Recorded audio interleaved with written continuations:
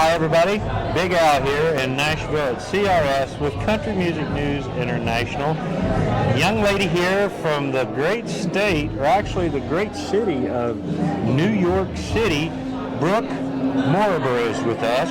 And we're going to talk about music, but first I want to talk about her story. Brooke, I'm so glad that you're on Country Music News International with me. Thank you so much for having me. So New York City, 8-9-year-old girl, just a kid, and you went through 8 Broadway shows. 7, but you could add some off-Broadway to that too. So how'd you get to working on Broadway? Well, you know, my mom was an actress, and I started singing before I was even talking. So God bless my parents. I was a very loud child, and they came home one evening with the album from a Broadway musical they had seen called Les Misérables. And I heard the little girl singing on the album, singing Castle on a Cloud for anyone who knows the show. And the minute I heard that, I said, ooh, I can do this at this age. Mom, can I please? Dad, can I please? And my mom was like, no, you're not getting in this business. I was burnt by it. You're not getting involved. I don't want you to get hurt like I was. And so it took a lot of convincing, and eventually they saw how much I wanted it, and they let me audition for Les Misérables.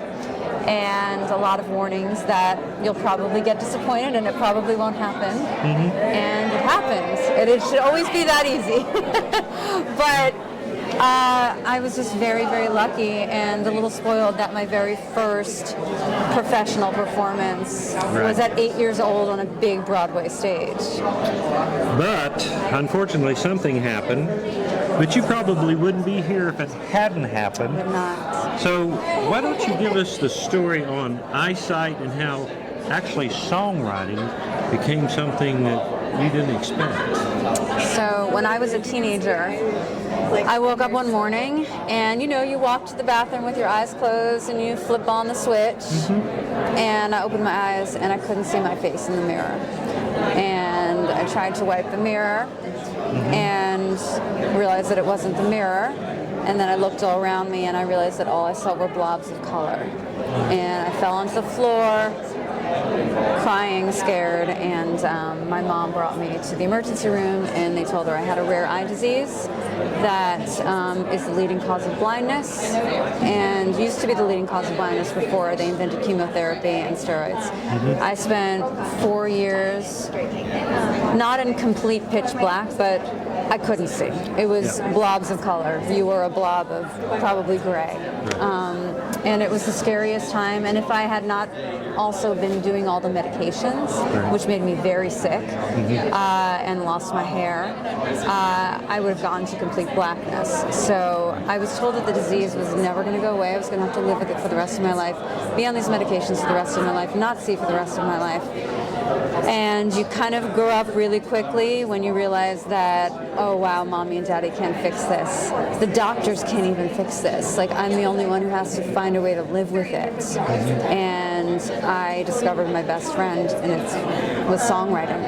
It was the only way that I could emote to someone. And it really felt like it was another person there comforting me. And that, I wouldn't want to go through what I went through. I wouldn't wish it on anybody, but I feel so blessed that I came out on the other side of it. 4 years later, the disease went into remission. And as crazy as it sounds, I do believe that music healed me. And the doctors were like, what? I don't understand. What happened? And I said, it's gone. It's not coming back.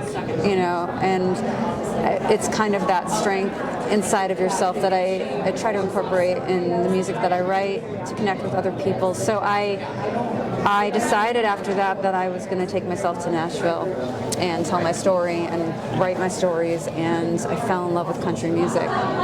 So stories became songs, tragedy became songs. Basically, you opened up and wrote a diary for everybody to read in country music. Yeah. One of the songs, most recent, A Little Bit of You. Yeah. So what's going on with that? So that's probably one of the more fun songs that I've written. It has nothing to do with losing your eyesight. That's why I love to see that smile, everybody.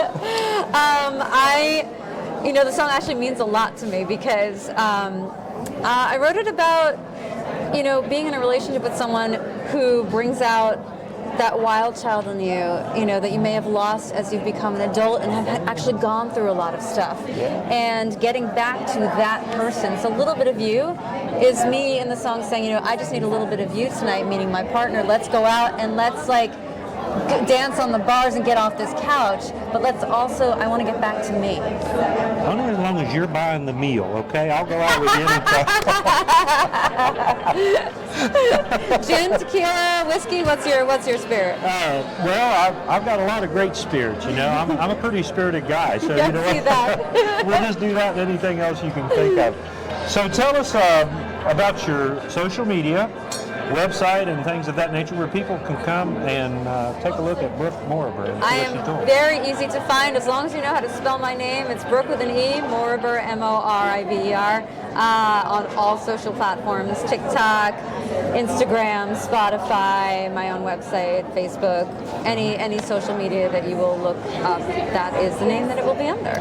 I'm so glad that you were here with us today on Country Music News International. I'm so glad to be here. Thank you. And thank you for the great story that you told us, the great song, Little Bit of You. Brooke Moriber, everybody. I think we're going to see her a lot, probably.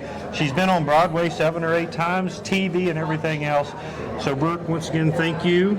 I'm Big Al with Country Music News International. More country music information in Bluegrass on countrymusicnewsinternational.com. I'm Big Al in Nashville.